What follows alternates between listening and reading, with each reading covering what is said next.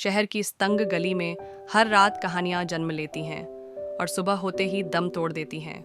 मैं भी शायद ऐसी ही एक कहानी हूँ। मेरा नाम गुलाबो है। यही नाम सब जानते हैं, यही नाम मेरी पहचान है। मगर मेरी पहचान सिर्फ यही नहीं।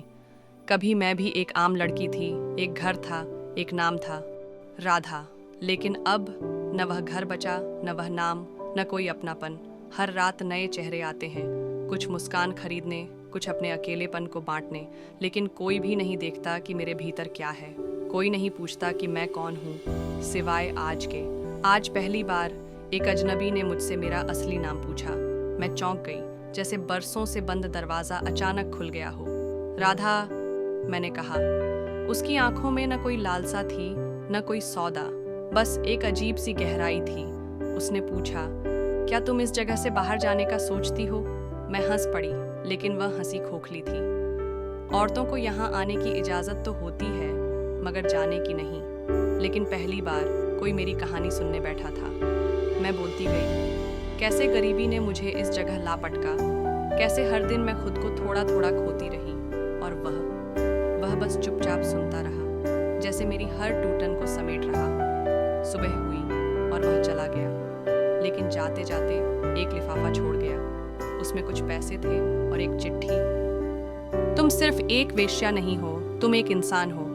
अगर तुम चाहो तो यह शहर तुम्हें रोक नहीं सकता। मैंने उस चिट्ठी को अपने सीने से लगा लिया।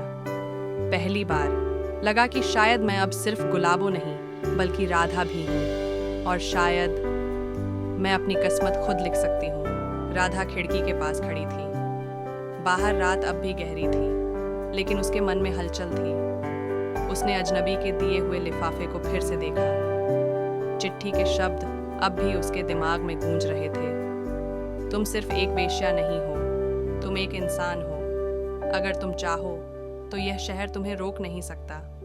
वह सोच में डूब गई। क्या वाकई वह यहाँ से जा सकती है? उसने खुद से सवाल किया। अगर मैं यहाँ से निकल जाऊँ तो क्या सच में कोई मुझे अपनाएगा? अगर मैं चली गई तो क्या मैं राधा बन पाऊंगी, या फिर मेरा अतीत मेरा पीछा करेगा? अगर मैंने ये मौका खो दिया तो क्या मैं खुद को माफ़ कर पाऊंगी? उसका दिल तेज़ी से धड़क रहा था। अब उसे फैसला करना था, बचना या टूटना।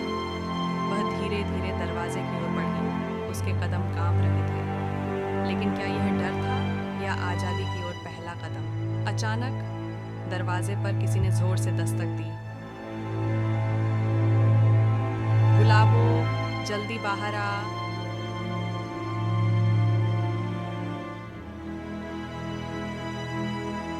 क्या वह अजनबी वापस आया है, या फिर कोई ग्राहक है जो राधा को फिर से उसी अंधेरे में खींच लाएगा? या मधुकर सेठ को खबर लग गई और वह उसे रोकने आया है? क्या राधा इस कोठरी से निकल पाएगी, या यह रात उसकी आखिरी उम्मीद भी छीन लेगी?